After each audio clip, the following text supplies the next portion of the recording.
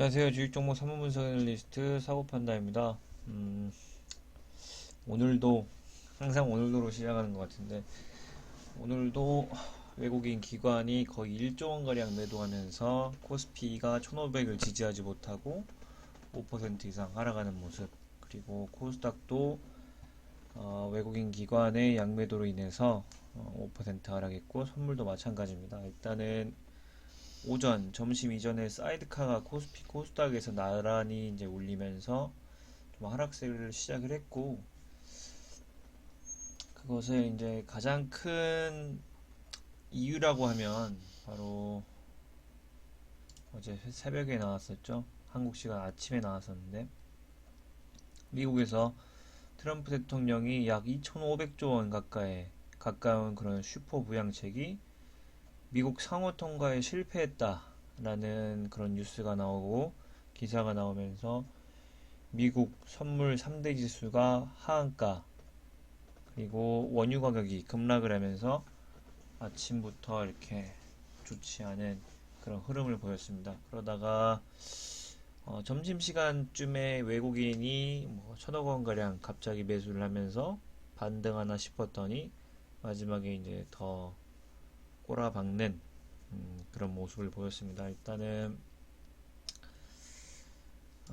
별로 환율이 별로 좋지 않은데 보면은 통화 수합을 기점으로 해서 최고 1280원을 찍었던 환율이 1260원, 50원대까지 내려왔었습니다. 그런데 오늘 슈퍼 부양책이 부결되고 나서 다시 환율이 급등하는 모습을 보였었고, 이렇게 지금 환율을 좀 보면, 환율 차트를 한번 보면,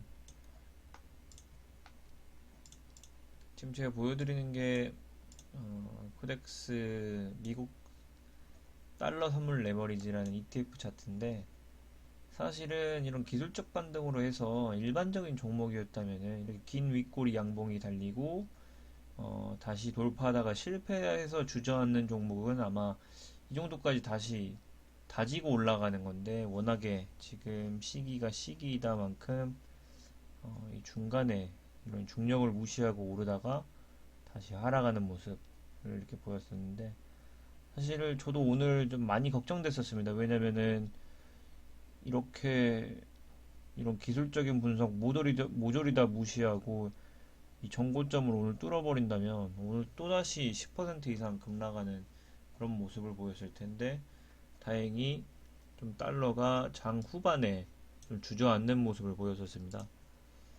그거 이제 이유 중 한 가지가 지금 한국은행이 RP 증권사들의 기사를 한번 보여드릴게요.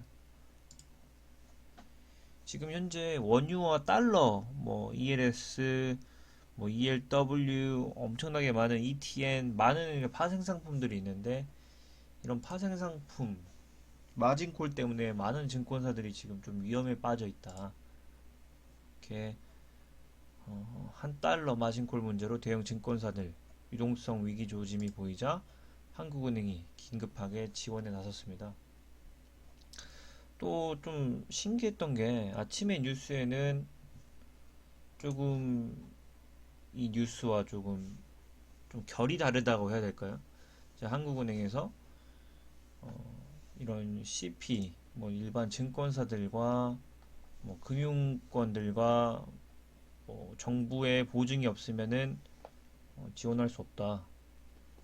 이런 뉴스가 긴급하게 속보로 나온 후에 코스피 코스닥의 매도세가 가팔라졌지만, 또 장 후반에 내일부터 14일물과 28일물 RP를 매입을 진행하겠다. 규모는 미정. 이렇게 나오면서 다시 원달러가 조금 하락하는 모습을 보였었습니다. 그래서 사실 지금은 좀 상황이고 전반적으로 투자자들의 심리가 좋지 않기 때문에 이런 악재를 한 200% 받아들이는 그런 경향이 없지 않다. 그리고 선물 인버스, 예, 코덱스 200 선물 인버스라는 이런 ETF 종목인데요. 이 차트가 더 살벌한 게, 사실상 이렇게 저번 주 금요일 날 이렇게 크게 윗골이 달린 그런 운봉이 떨어졌다고 하면 차티스트들이 가장 꺼려하는 그런 차트였는데도 불구하고 오늘 급상승을 이끌어냈다. 그렇기 때문에 기본적으로 정상적인 장은 아니라고 저는 생각을 합니다.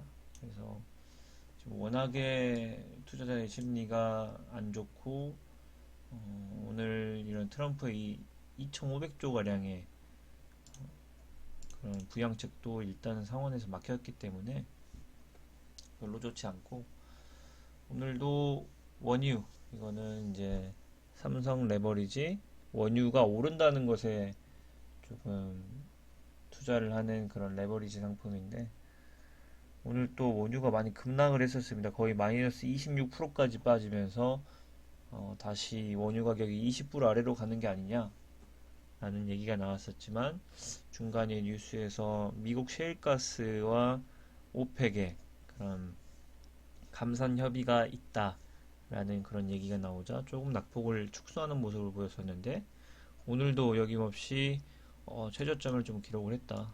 그래서 전반적으로 좋지 않은 모습이고, 이 키맨은 아마도 러시아가 조금 지고 있을 거라고 생각을 합니다. 러시아, 미국, 사우디가 모여서 통 크게 합의를 해야지만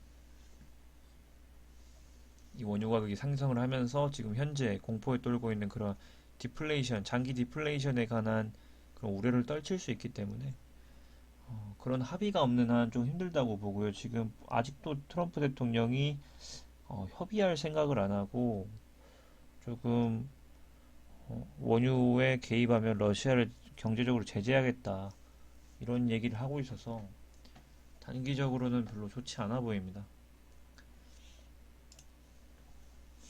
그리고 오늘 대기업 쪽에서 유일하게 호재로 나온 것이 바로 정의선, 지금 차기가 아니죠. 지금 현대차그룹 수석 부회장이 현대차 모비스 자사주 190억 가량을 매입을 한다 하고, 오너가 지금 사재를 털어서 지금 들어가는 모습을 보이고 있고, 지금 많은 대기업들이 지금 주가가 워낙에 폭락을 했고, 이런 사실은 전 정의선 부회장 같은 경우에는 현대차 그룹 자체에 많은 지분이 없습니다. 거의 지금 아버지인 정몽구 회장이 지분을 많이 갖고 있고, 아마 이번 기회를 놓치지 않고 현대차 그룹의 그런 주식들을 많이 이어받고 증여, 이렇게, 그리고 자기 재산으로도 지분을 계속 늘리려고 하지 않을까.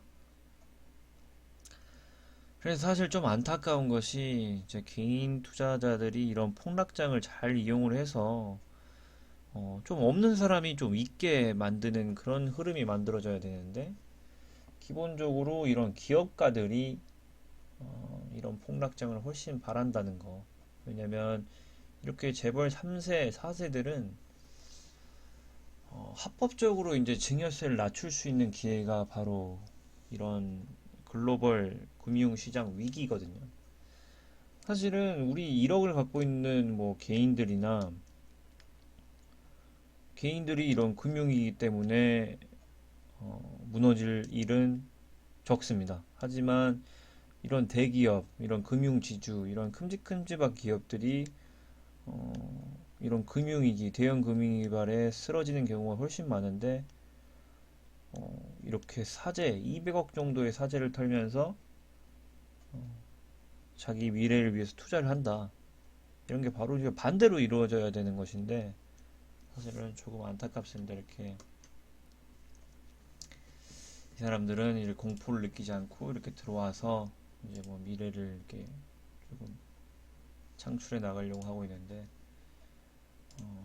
언론과 뭐 많은 그런 뉴스들은 이제 공포를 조장해 가면서, 다행히도 지금 현재는 뭐 개인이 많이 매집을 하고 있고 미래를 위해서 투입을 하고 있는데, 앞으로 사실상 이제 외국인이 이렇게 많이 팔고, 지금 만약에 미 상원에서 오늘 새벽에 만약에 이제 새벽이나 이번 주 안에 상원 2,500조 가량 트럼프 대통령이 얘기했던 그런 부양책이 통과가 안 된다면 사실상 1300도 다가올 수 있다고 생각을 하는데, 왜냐면 일단은 분위기 자체가 그렇게 만들어져 있습니다. 사실은 이런 뉴스를 한번 본다면은 기본적으로 좋은 말은 없고 독일 총리까지 메르켈 총리까지 현재 자가격리 올림픽은 뭐 연기되거나 취소 그리고 뉴욕은 뭐 지금 뉴욕 집값이 얼만데 아예 장사도 못하게 하는 그런 뉴스들 그리고 뭐 전 세계적으로 코로나 이런 뉴스밖에 없기 때문에 사실상 어, 공매도 세력과 큰 손들이 이제 주가를 떨구기에 가장 좋은 그런 분위기가 만들어졌다. 또한 지금 삼성전자가 오늘 반등을 시도했지만 실패를 냈고 거의 최저치에 지금 매달려 있고 지금 제가 선물지수를 체크를 해보니까 마이너스 4%에서 3% 정도로 극히 좋지 않다.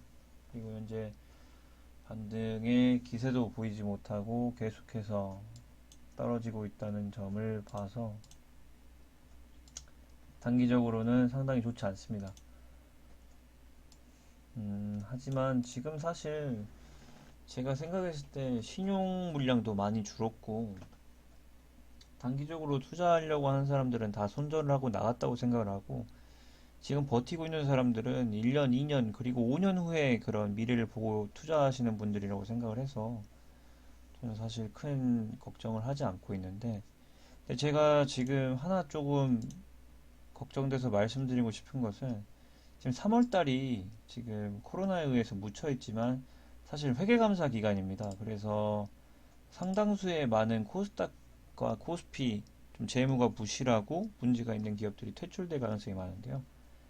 제가 한 일주일 전에도 말씀드렸다시피 지금 현재 3월달 특히 이런 금융위기 같은 금융위기급의 위기가 왔을 때 이런 재무가 정말 좋지 않은 이런 마이너스만 잔뜩 있는 기업들 무채가 5000% 이런 말도 안 되는 기업들을 정말 조심해야 된다. 그리고 이 관리 종목들 다 뭐 단기간에 뭐 급상승하고 상한가 두 방 가고 이럴 가능성도 있지만 한 방에 모든 것을 잃을 수 있기 때문에 이렇게 현재 본인이 보유하고 있는 종목 중에서 이 컨버즈 이런 종목과 비슷한 재무 차트 기본적으로 저는 부채 비율이 200%만 넘어도 상당히 꺼리는 그런 꺼리게 그런 느껴지기 때문에 사실상 이렇게 좀 비정상적인 부채 비율이 5000%에 가까운 기업들은 거의 좀비 기업이라고 할 수도 없는 그런 기업이기 때문에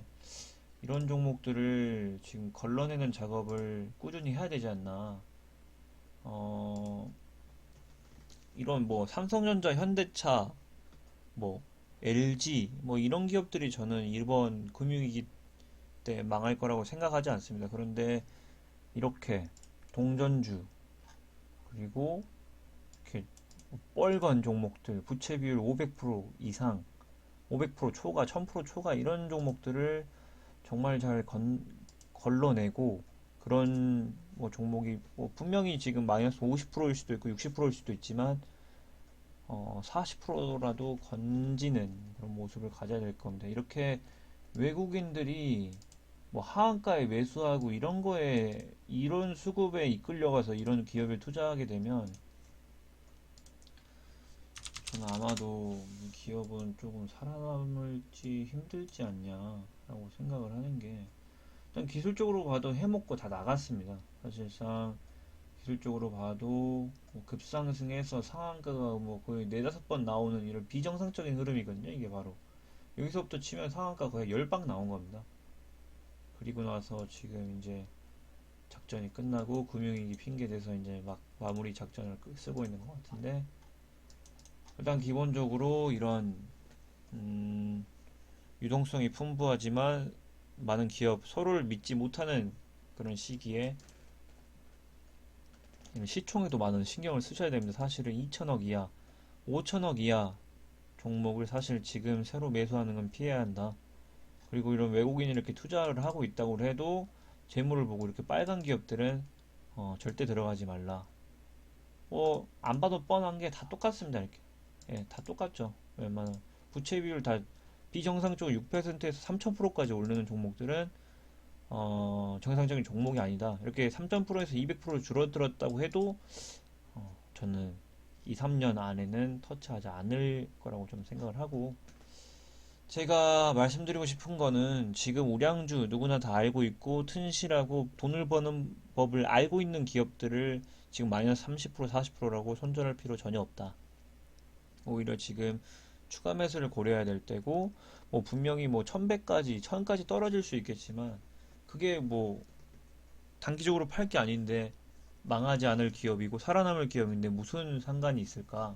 좀 그렇게 생각을 하고, 지금 적극적으로 만약에 매도를 해야 된다고 하면, 만약에 자기 지금 투자하고 있는 종목이 이렇게 좀 불량한 종목들이 껴있으면 이걸 과감하게 지금 쳐내는 작업을 하고, 이 쳐낸 자금을 바탕으로 현금을 보유하시던지 아니면 기존에 갖고 있던 우량한 종목들에게 물을 더 주는 그런 시기이기 때문에 지금 잘 견뎌서, 지금 이런 정의선 제가 보여드렸다시피 사실 잃게 되면 이 사람들이 더 잃을 게 많습니다.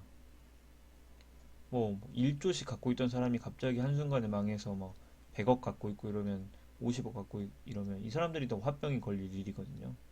하지만 이 사람들은 용기를 내서 추가적으로 자기에게 투자를 하고 있다. 우리도 이 사람들을 보고 따라서 해야지, 돈 많은 사람을 따라서 해야지 반대로 가면 안 되겠죠. 하지만 제가 말씀드리고 싶은 건, 여기 좀 불량한 종목들은 좀 미리 손절을 하는 게 좋지 않겠냐라고 생각을 합니다. 힘드시겠지만 뭐 잠 못 이루시겠지만 지금 뭐 새벽에 잠 안 자고 미국 뭐 선물 차트 본다든지 원자재 봐봐야 큰 의미 없습니다. 그래서 잠 편히 주무시고 스트레스 안 쌓이게 몸 관리를 잘하는 것이 훨씬 중요하다고 생각을 하고, 언젠가 6개월, 1년, 2년 후면은 저는 마이너스 30%, 40%였던 게 다시 플러스로 돌아설 거라고 믿어 의심치 않기 때문에 좀 버티는 나날들 되고, 이런 불량한 싹들을 조금 솎아내면서 조금 좋은 재무제표 그리고 포트폴리오를 구성해 나가셨으면 좋겠습니다. 감사합니다.